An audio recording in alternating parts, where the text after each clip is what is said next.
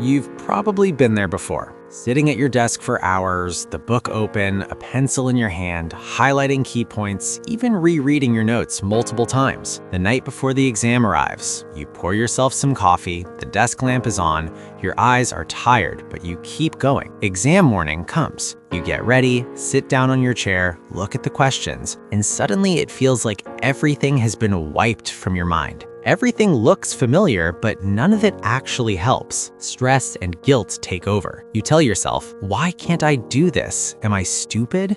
I studied everything, so why don't I know the answers? The truth is, the problem isn't you. The problem is that no one ever taught you how to actually study in a way that makes what you read stick. Science has shown that the study methods that feel easy and comfortable are often the exact ones that make us forget faster. This is exactly what the book Make It Stick says. Written by Peter C. Brown, it's considered one of the most reliable sources in the world on how learning really works. Based on scientific studies on students, the book explains which study methods actually lead to deep learning. I've read this book, and here I'm going to summarize the most important things I learned from it for you. Before we jump into solutions, let's clear up a few common misconceptions about studying. We need to see where we've been going wrong from the very beginning. Misconception number 1. The brain loves comfort. One of the first points the book makes is that our brain is kind of lazy. It's always looking for the easiest possible way to do things.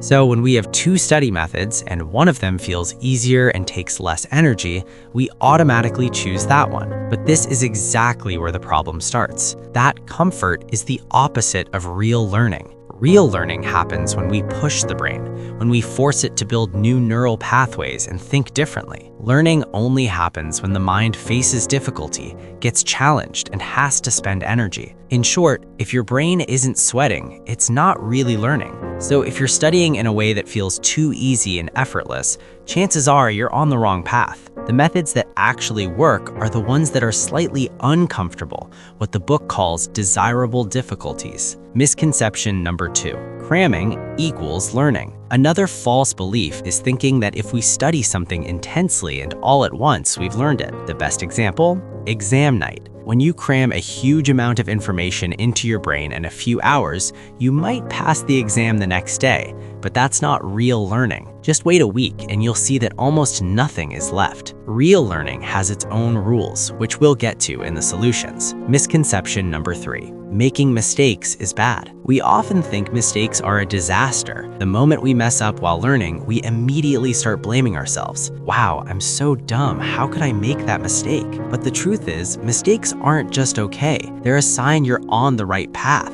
What really matters is how you react after making a mistake and whether you learn from it. If you keep going with these wrong mindsets, you'll eventually hit a wall called the illusion of knowing. What does that mean? Picture this. You stay up all night before the exam, completely grind through the book. Outside the exam room, your friend asks, "Did you study?" And confidently, you say, "Yeah, I went through it like 7 times." You even promise to help them cheat. But the moment you sit down and the exam paper lands in front of you, you freeze. The questions look familiar, but when it's time to write the answers, your hand won't move. It's like you remember nothing. Your friend starts giving you looks like, "So what happened?" And in your head, you say, "Sorry, man, I just thought I knew it." That's the illusion of knowing. Now, let's move on to the book's solutions, the methods that actually create deep learning. Technique 1, active recall. In simple terms, active recall means real learning happens when we pull information out of our brain, not when we just read it and push it in. Think of the brain like a dark forest. You have to search for the information and drag it out. That effort makes it stick. The opposite of this is passive rereading. Instead of reading the same thing again and again,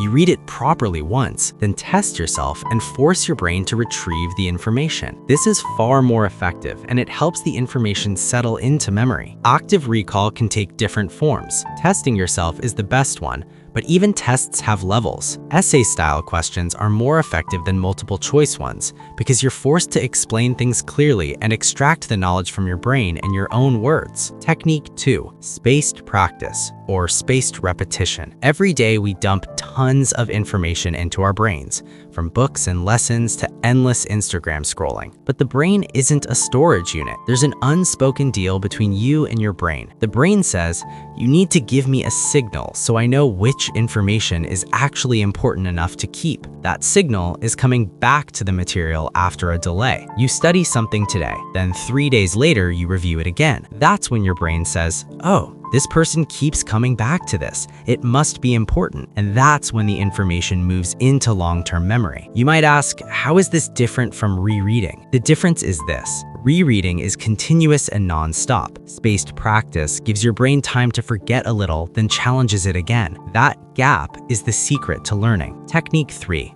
Interleaving. Interleaving means mixing different topics instead of studying them one by one. For example, instead of fully finishing chapter 7, then moving to 8, then 9, you study a bit of chapter 7, then jump to 8, then briefly look at 9. This forces your brain to constantly switch contexts and view the material from different angles. The book gives an interesting example from an insurance company called Farmers. They didn't teach marketing, sales, and media separately to new employees. They taught everything together in one session. This helped employees understand the whole system and gain a much deeper understanding. Yes, it feels harder at first, but remember, those desirable difficulties are exactly what make learning stick. Technique 4. Varied practice. If you're learning a skill or a subject, practice it in different situations. The book describes an experiment where students had to throw bean bags into a bucket. Group 1 practiced only from a 3-foot distance. Group 2 practiced from different distances, 2 feet and 4 feet. On competition day, the throw was from exactly 3 feet, the distance Group 1 had practiced. Yet, Group 2 performed better. Why? Because their brains had learned to adopt and build the skill flexibly. Example in studying. Take language learning. If you're learning travel-related vocabulary, don't just read the word list. Read the words in a text. Listen to them in an audio file. Write sentences using them. Then try to use them in conversation. By using the same information in different contexts, your brain finally understands how and when to apply it. That's real learning, not just memorization. Technique 5. Elaboration. Elaboration means connecting new information to what you already know. The book says information sticks when you link it to prior knowledge, like chaining new ideas to old ones. 2 powerful ways to do this. Teach others. Explain what you learned to someone else in your own words. Teaching forces clarity. Reflection. This one is powerful. After studying, write down answers to questions like, what did I just learn? Where can I use this in real life? What personal experience does this connect to? When learning connects to your life, it stops escaping your memory. Final technique. Generation. Generation means trying to solve a problem before you see the correct answer. You struggle with the problem using your current knowledge first. That struggle creates curiosity and mental effort. When you later see the correct solution, it sticks much longer